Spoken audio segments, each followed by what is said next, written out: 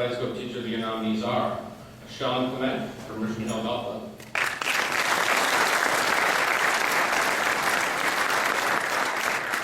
Scott Couch, Hamilton Golf and Country Club,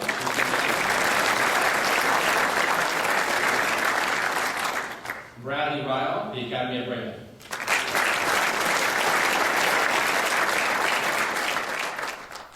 Okay, today I'm joined by my good friend, Mr. Shawn Clements. Shawn's a head teaching professional, I believe, at the Richmond Hill Golf Center up in Toronto, Shawn? That's it, Richmond Hill Golf Learning Center. Okay, how are you, Shawn? It's been a while. I'm doing great. Hey. I'm doing great. I got actually my number one guy's the head teacher. His name is Paul Davies, and I'm the director of the facility there. Okay. Thank you. Thanks for the correction. I wasn't sure. Oh, no problem, man. It's titles, you know. Yes. So it's been a while since we last spoke. In fact, the last time we talked, it was strictly audio. Now we have this camera capability, so.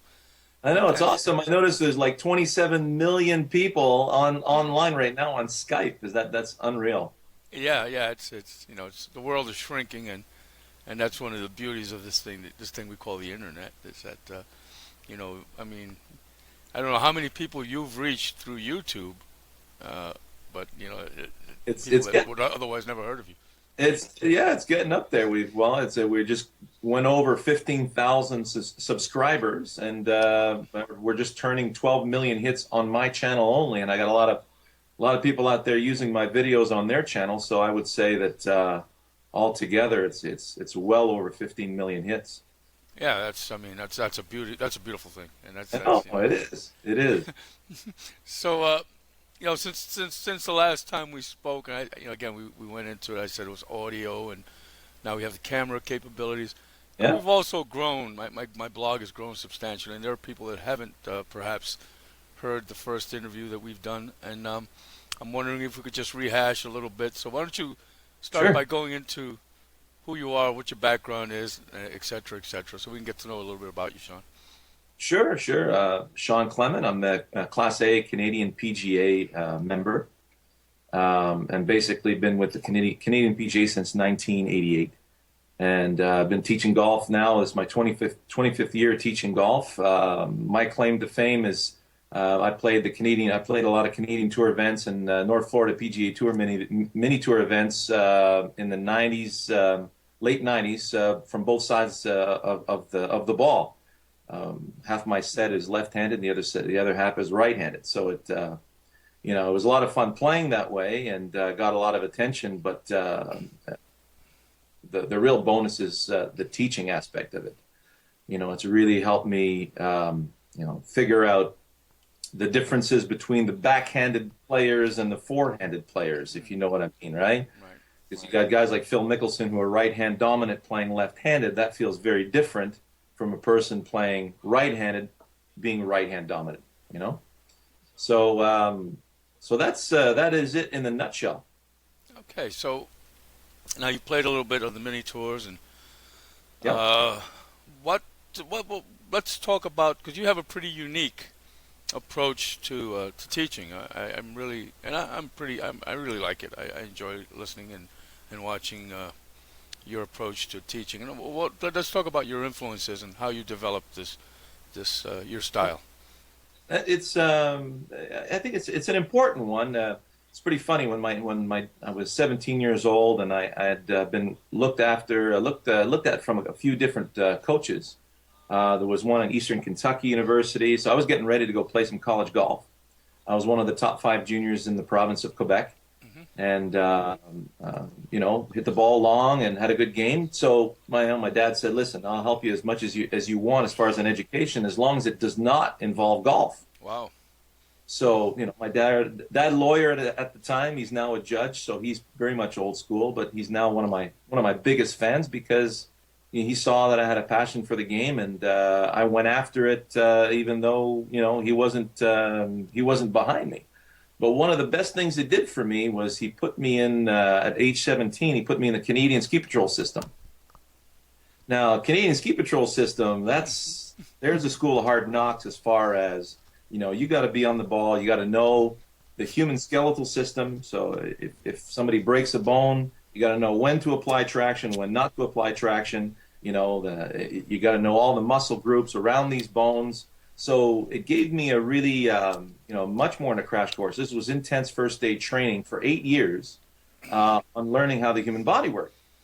And then when I started, looking around to see who were the best teachers of the day, and Ledbetter was the guy at the time who was the lead guy. And I bought my first David Ledbetter video, and I, not to say anything against David, I knew there were a few things missing there, and I knew I had to really figure things out on my own. And the fact that I played from both sides really helped out a lot, because I realized I did certain things more naturally left-handed than right-handed, and because it was already inside my system, I was able to translate that on the other side.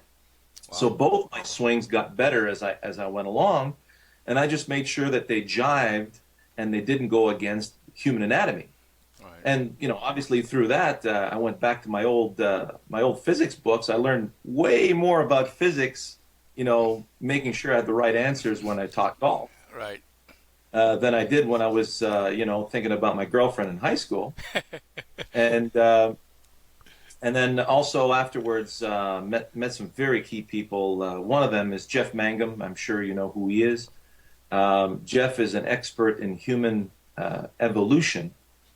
And through Jeff and lots of validation through Jeff Mangum, we finally realized that, hey, we're actually wired to do this. We're actually wired to play excellent golf. And now that we know how the brain is wired, and we know how the central nervous system passes the information to the muscles, and we know how not to get in our own ways as far as our anatomy and physics, well, now things are really starting to shape up. And golf teaching for me has just been unbelievable.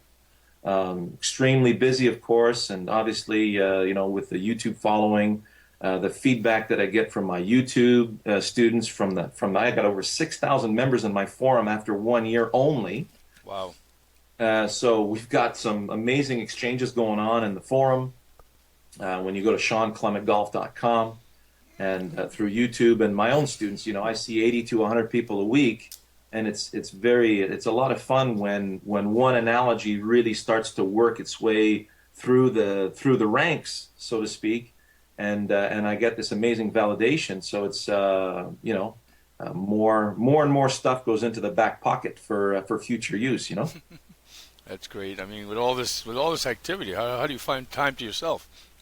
Well, that's it. It's actually we finally got around to playing one event. It was a scramble event when I went for the awards ceremonies for the Teacher of the Year, and we played. We came in sixth in all of Ontario. So for guys who never play competitive golf, we shot 59, 13 under with two of my guys at the academy. We held our own. That's great. That's great. Now, I've always said, the more I'm into, the further I get into golf and all this stuff, that most good instructors that the instructors that I admire, at least, yeah, have found their own way. I mean, including my coach and many other coaches. They always seem to turn around and start doing their own research.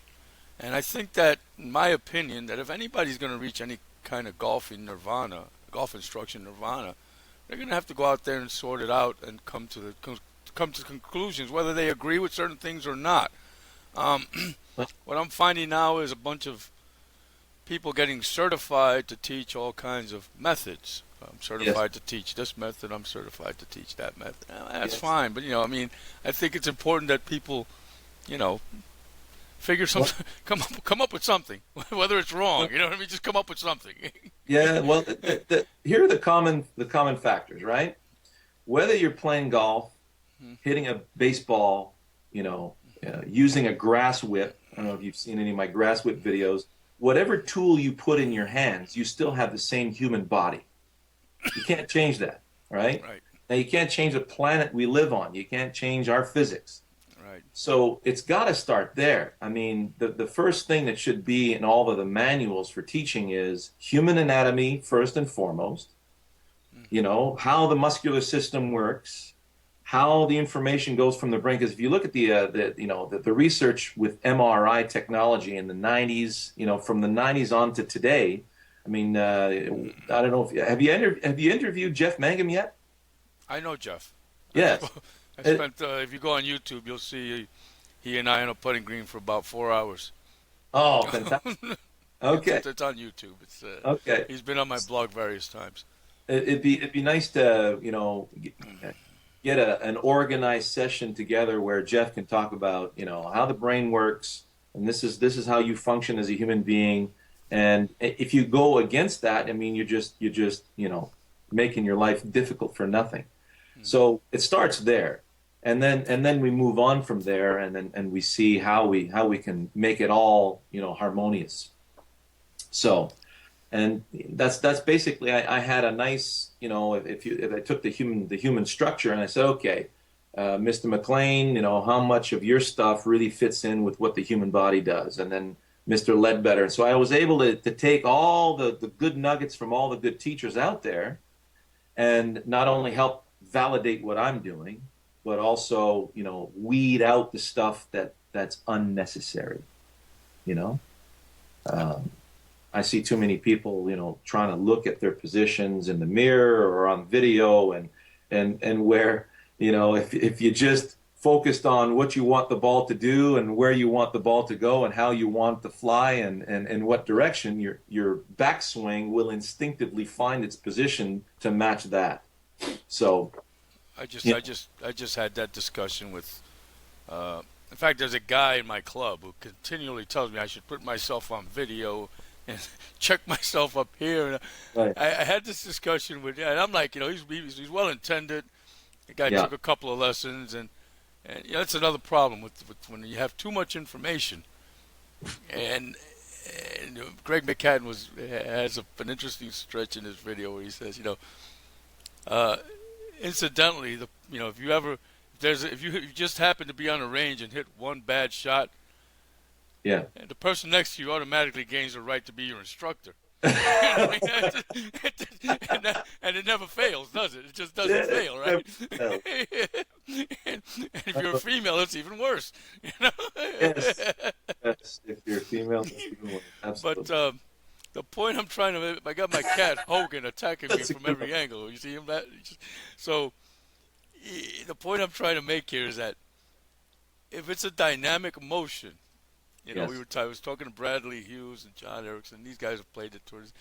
Those positions are a byproduct of a bunch of other things happening. Yeah. You know, being on plane, lag, and all this other stuff. It's all something else that's creating that. And that's right. What happens is you're going to find people that are artificially trying to hold these positions or look like attain a certain look. Yes. So what they're doing is they're looking for love in all the wrong places. That's absolutely correct. I think that a lot of people don't realize that, and I've come to that realization, you know, just recent, maybe 4 or 5 years ago, that there's something else that has to happen for this to happen. And and one of the beauties of your technique is that you actually go through it. I mean, if anybody would spend the time on your YouTube videos, you'd see that it's about dynamic motion. That's what the golf swing is, in my opinion. Well, the early. That's it. Absolutely. I mean, the earlier videos are to start dispelling the myths, and then you know, I'm going to start classifying them in the sense where, okay, this is for you to understand, not to, you know, manufacture, and then you've got other videos to help deepen the understanding, and then you've got the videos that you really want to pay attention to, which are, you know, how to work the ball. You gotta have a knowledge on how to work the ball, and obviously, you know, have the right fundamentals. You know, the way you put the club in your hands, and the way you match your setup to the picture that you want to see. So it's like in baseball, if you're hitting a home run center field versus a low grounder to third base as a right-handed individual, match a backswing to both those particular releases. And you'll realize, well, the low chopper to third base has got a much higher approach to it, you know, like the over-the-top motion we see in golf. Mm-hmm. And then the high fly ball to center field, the hands drop lower and release higher on the way through. So how do you get to those positions? Well, it all starts with the picture and what you want the ball to do, and then your body responds to that. So my favorite, one of the things that I had a couple of guys this weekend came in for their first session. They saw a couple of my YouTube videos, and then they loved it, and they were local, so they show up for a lesson, and I had to explain to them, listen, you're already wired to do this, and they don't get that. So, Jeff's perfect explanation, Jeff Mangan's perfect explanation for it is, Shawn, you're on the right track, and this is why. Imagine 2 million years ago, we're around, and I fall down, I break my leg. What happens to me? Well, I'm a dead man, right? I'll go fetch water for you. I'll come back, and you're getting mauled by a bear. It's simple, So you're a dead person if you get injured, badly. And so we spent the better part of 2 million years making sure we live to see another day by staying healthy, right? Right. Now imagine the mundane task of skipping a stone on water. I'll take any person, even with their wrong hand, and I'll say, here, skip this stone on water. And then even though some of them feel a little awkward because they're not used to it, they all do exactly 4 things right. Number 1, they won't rush it. Because if they rush it, they pull a muscle. Tomorrow you're a lame duck. Your chances of survival just went down. Right. Number 2, they always shift their weight before they throw. Why do they shift their weight? Well, they got to put a stabilizing system on the front leg so that the upper body can turn. Well, why does the upper body turn? Well, there's one of the other misnomers of golf is that, the shoulders can't turn 90 degrees. Your shoulders have 20 degrees of range of motion. Then you take your club in your hands, and now you're down to 5. Right. So all of the muscles that are there to strap the clavicle and the scapula into place, your shoulders are strapped to the rib cage. And what the range of motion is the arm. You got 360 degrees worth of arm. So whether you overthrow, throw overhand or underhand, you still have to have the body out of the way. So first thing that happens, you don't rush it. Second thing, you plant the foot, and then the third thing, you open the body, and finally you release to the target, right? So you did 4 things that you're completely wired for in the last couple of million years we've been on this planet. So take a golfer now. You put a golf ball in front of him, put a stone in his hand, and tell him to throw the stone straight down into the golf ball. Well, you don't have to shift your weight, do you? Right. Because you're already facing your target. You don't have to clear the hips, do you? Because you're already facing your target. So then the pro says, or the guy next to you who just gained the right to be your golf instructor, Right. is going to say, well, you're not shifting your weight, and you're not clearing your hips. And you go, well, geez, I don't know. I didn't realize that. Well, okay, so I shift my weight that way, and I clear my hips that way, but I still try to hit the ball. Now I just went from bad to worse. You see? So the focus that you have is, extremely important. Wow. Yeah, I mean, I wholeheartedly agree with your thoughts. And let's go. I was watching the your YouTube series, and I think at some point last year you were in the Middle East. You were filming from the Middle Yes. East. So let's talk about that. What was that all about? That was a fun trip. How'd you wind up there? I got this call. It's pretty funny. There was, it's a highly placed individual. I know he doesn't like to have himself spoken of out in public, but one of his friends got a hold of my YouTube videos and stuff on my YouTube video. And this particular individual was taking lessons with a pro over there and wasn't getting anywhere. And his buddy was really getting good. And he says, well, what's going on? Who are you taking lessons with? Well, what are you keeping a secret from me for? He says, well, check out this guy, Shawn Clement, on YouTube. So could you imagine, a person from the royal family watching my YouTube videos, and saying, I like what this guy's saying, get him out here. Okay. So I got a nice invitation to go out there, and I was able to bring my father with me. So we had just a fabulous trip, and it was my first trip overseas, which was really cool. And so we gave some, we played some good golf. The golf courses out there are unbelievable. There's not one course that's got a low budget to it. You know what I mean? Right. So we played a Gary Player design in Abu Dhabi. We played a couple of Greg Norman designs down in Dubai, and every golf course out there was just gorgeous. Wow.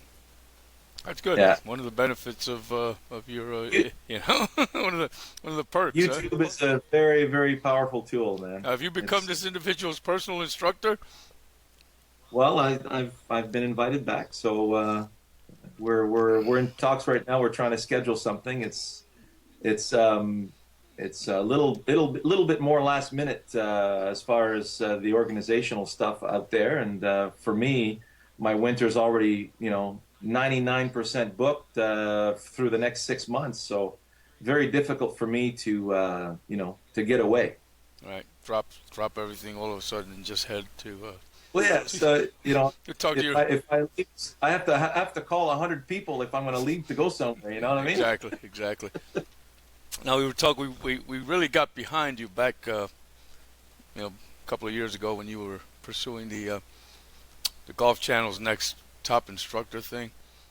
Yes. And I really thought you would win, but looking back on it, that was all a hoax, and that's a shame. I think it was just about a matter of trying to collect people's emails, and for whatever reason, and I'm nothing against Martin Hall, and he's a good guy, good instructor, but that was just so disingenuous on their part to create such a, It was. I had a great chuckle when I first found out, who was picked, and realizing who they actually snubbed.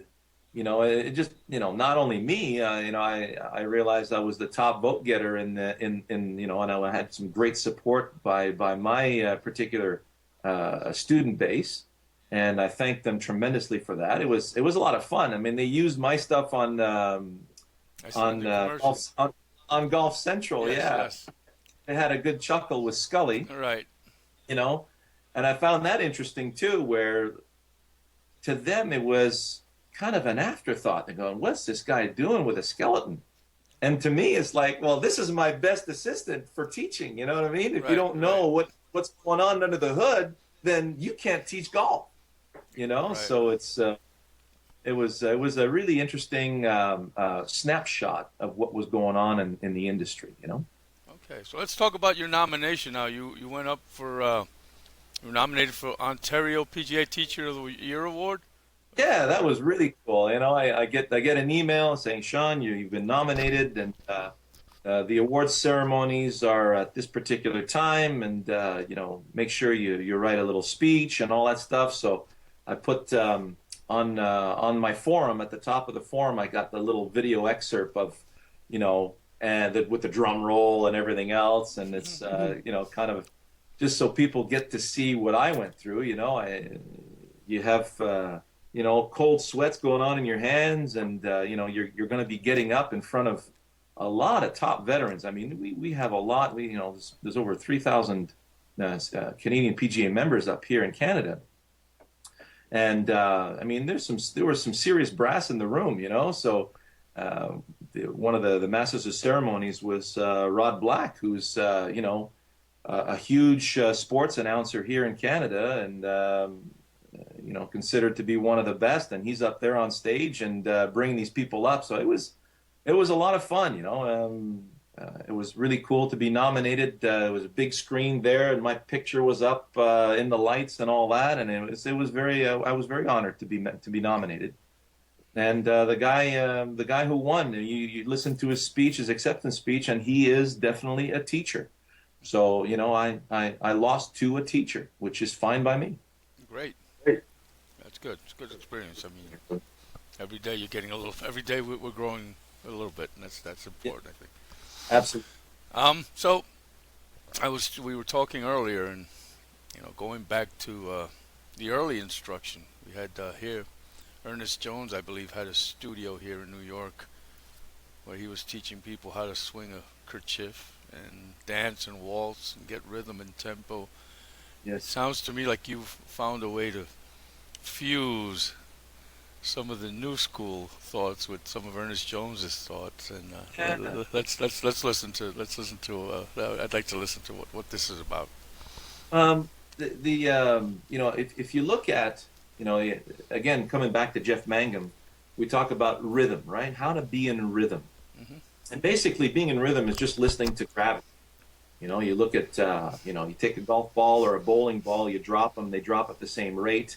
If I were to toss a ball to you, you would immediately see the velocity coming out of my hand and anticipate and predict where to put your hand and when to close it. And we really don't think about that stuff. I mean, that's one of the things that's, you look at jugglers, you look at, baseball, look at some of the plays that they do in baseball, and you're just in awe of how that works. And then if you toss the ball back to me, you wouldn't think about how far to toss it. You just toss it back to me. So we are gravity experts, right? We are amazing with gravity. We've got, over 2 million years experience with gravity. So there's a specific rhythm that you have when you feel the weight of your arm club unit. I'll give you an example. When you're chopping wood with an axe, when you heave the axe up into the air, you never overheave it, do you? Right. You won't underheave it either. You know exactly how much velocity to give it when you feel its weight, and then now you can assist the weight through the wood or through the tree or whatever you're trying to do. So feeling the weight of that arm club unit is extremely important, and being in rhythm with it now. Once you're listening to the weight of that arm club unit, you'll realize whether you're making a short putt. That's why it's interesting to see what's going on with the long putters today, but you really don't need those things. I'm not a big fan of the long putter. I don't think it's necessary. To anchor it to your body. It's only the people who anchor that to their bodies feel a better ease of manipulation. They feel more in control. It's easier to control the putter. Right. You don't want to control the putter. You want to give the arm putter unit away to gravity and let gravity control it for you. And it's the art of letting gravity do that. Right. So I've got when you're in tune with your rhythm, and you're flowing and you're not fighting the swing, right? It's like Mo Norman used to talk about how you push a kid on a swing. You don't yank him around. You know exactly when the time is to push that kid. And it's the same thing when you're in tune with your swing. So for short putts to longer putts to chipping to pitching, I've got this really cool, these two cool guys. Now, Jordan Evans and Matthew Bennett are two Grammy Award winners, okay? Wow. Just turned over 20 years old, the two of those guys, and they won a Grammy with Eminem. Wow. And Jordan Evans, his younger sister, plays soccer with my daughter. Wow. And so we're out there in the soccer field one day, and, we're shooting the breeze, and I'm going, well, what do you do? He says, well, I want to be an architect, and but I do a lot in the music business, and I learned that. I actually prompted him because I learned that from his mom when we had a discussion with his mom. So I said, well, would you be able to write a rhythmic piece for me? He says, rhythm's my specialty. So I said, well, I'm going to send you a couple of videos of my golf swing. Could you match a rhythm to that? So he goes and matches a nice piece of music to that. And then a couple of my recent videos, I put my trailer at the end with a couple of those pieces, and they're just amazing pieces of instrumental music that have a specific beat that goes with the golf swing. So the reason why we did two different pieces of music is so that we can go from much slower beats at 44, 46 beats per minute when you're swinging a driver, versus a short putt, which is around 68 beats per minute. Okay, as far as the rhythm. So that way, when you're, I'm coming out with a new training video, which is going to be a lot of fun, and I've been working on the training video for a long time. A lot of feedback from all my good players, like Megan McChrystal, who is out on the Futures Tour right now, and she's already been making a few cuts. At one point, she was number one on the college circuit, and I've been coaching her for the last 3 years through the, between me and her father. And she's come up with an amazing golf swing on her own, And so a lot of feedback from there, a lot of feedback from a lot of my good players up here. And so we got a training video that's coming out, and we're matching that with the rhythm from these two musical pieces, and it's just going to be awesome. Well, that's great. That's great. And we look forward to its debut. Yeah. Now you said you have some previews of it on some of your videos. You said. Yeah, if you go to my my YouTube channel and the last 4 or 5 videos, the last 4 videos, The most recent ones. yeah, the most recent ones, you'll see in the credits as the credits start rolling at the end of the video, you'll hear a little excerpt from those pieces. Oh, great. Yeah, Great. So I mean, that should be probably a new paradigm for learning. absolutely. Instead of the metronome, now you get to listen to some, something a little more. It'll be a great addition to the videos and the DVD, where you already have the technique, and you've already been working on it, so you're really ripe for the information, and then it's just gonna help the better players make it even sharper. Because what people tend to do is, as the clubs get longer, they start to swing quicker without being aware of it. Right? It's the awareness that matters, right? Mm-hmm. So it just really helps you tune in to your awareness, and it helps you tune in to your natural rhythm. And when you're swinging in natural rhythm, well, your timing gets better. And when your timing gets better, your shots start to hit, you start to hit longer and much straighter shots, and things become a lot more effortless and a lot more fun. So there it is. I think I find that, and I've been finding that a lot of times for me, these lighter clubs, especially the drivers, they tend to want to make you they tend to want to make me over accelerate. And, I like the heavier feel of a short iron, the swing weight. Well, that's the thing. The industry is, they have, when you just look at physics only, mm-hmm. you're missing out on so much. You look at Cleveland saying, okay, we got these super light drivers, you can swing them fast. Yeah, but I can't feel them. Right. I mean, you're compromising so much. Well, that's it. So now, if you can't feel it, you can't be in rhythm. If you can't be in rhythm, your timing's going to suck, and you're going to be all over the map. So that's why I have a couple of backup drivers that I have with steel shafts. The True Temper Dynamic Gold shaft is the mark of excellence in golf shafts, and it's a design that hasn't changed in 40 years. And I'm hitting the ball, I think I may have lost 10 yards, but my gain in accuracy has been much better. So I have a driver that I use for long distances with the graphite shaft. And by the way, that graphite shaft is 86 grams, and it's got a tour lock counterweight in there that weighs 41 grams. Plus the top of it's 16 grams, so you're looking at over 150 grams of weight in that driver. Right.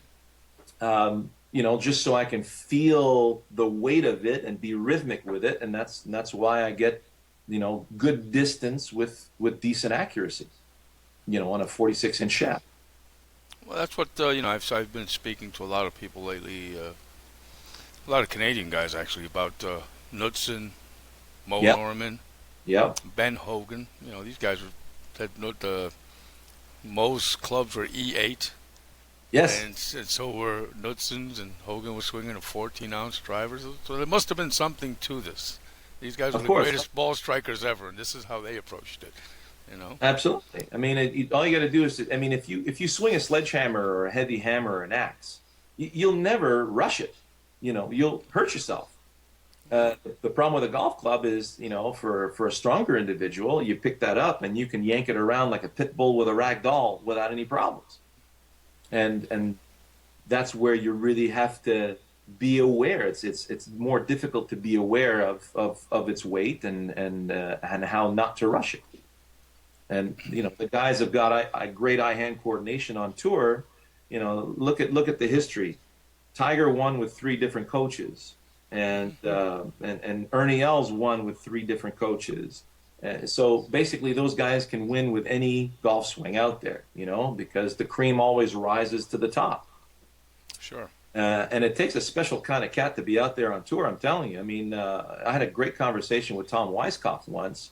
When he came up, I was up at the Mont Tremblant Resort, where I was the head teacher up there in 99 and 2000. And IMG came up with him, and I had the pleasure of having dinner with him because my buddy was the hunting and fishing expert in the area, and he wanted to be close to this guy. Mm-hmm. So we had a nice conversation at the table, and I said, Tom, I saw you come out today, and you hit the ball around with us a couple of holes, and man, you're just crushing the ball. Your swing looks great. The putting stroke looks great. So why aren't you competing?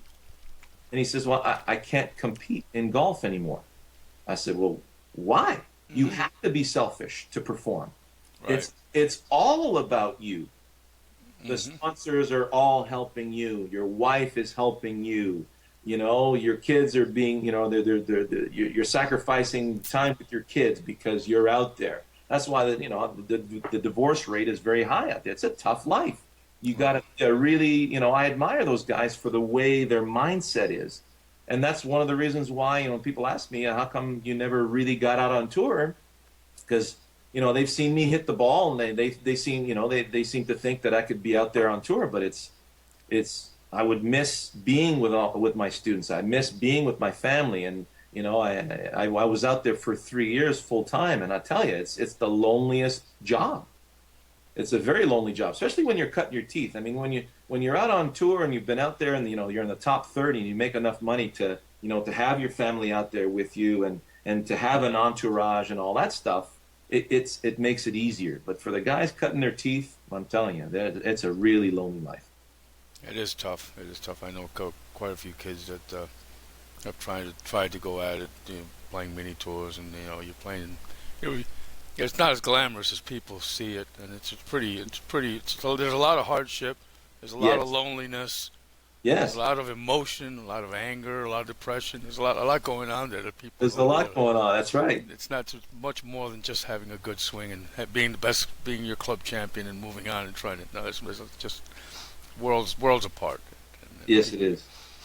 Well, okay, Shawn. I don't have anything else for you. Did we miss anything? Did we not touch on? Yeah, that's been an awesome conversation so far, man. We can save some more for later. That's probably it. We're going to come back to you. We're going to provide a link to your website, your blog, and the Shawn Clement Golf Forum over there, so the guys can go over there and entertain and talk and learn more about you. I'm sure you have more information available over there than we've discussed. And I've perused it all the time, and there's quite a lot of stuff there. And I really enjoy talking to you. It's always a pleasure to sit down and listen to you. Well, thanks. I mean, it's it's nice to see what you're doing as well. I mean, it's really terrific what you're doing for golf, and I thank you personally for what you're doing, because it brings out a lot of the guys that need to be brought out, and these are the guys that can really help golf move ahead. I think so. I think that's where it's going to be, and again, it's one of the beauties of the internet is it makes the world so much smaller. Yes. In addition to that, though, it's a double-edged sword, because there's a lot of information flowing. Yes. Some of it good, some of it bad, some of it different, some of it new, and so it's it's going to take time for people to discern what's it's all right. That's right. Time management and good judgment is going to be necessary to decipher all that. That's for sure. Yes. All right. Go ahead. No, sorry. No worries. No worries. Okay, Shawn. So I guess we'll be talking. I really enjoyed talking to you, and we'll put this up, and hopefully you'll get a lot of feedback, because you are one of the more popular guys out there. Thanks a lot, Ralph. Thank you. And happy Thanksgiving to you, which is coming up for you guys. Right. We've already had ours. We've had our turkey. Now it's you guys enjoy yours. I'm surprised there hasn't been a conspiracy to make it all one day, and then the turkey industry. Well, we're kind of just a warm up for you guys. Okay. All right, Shawn.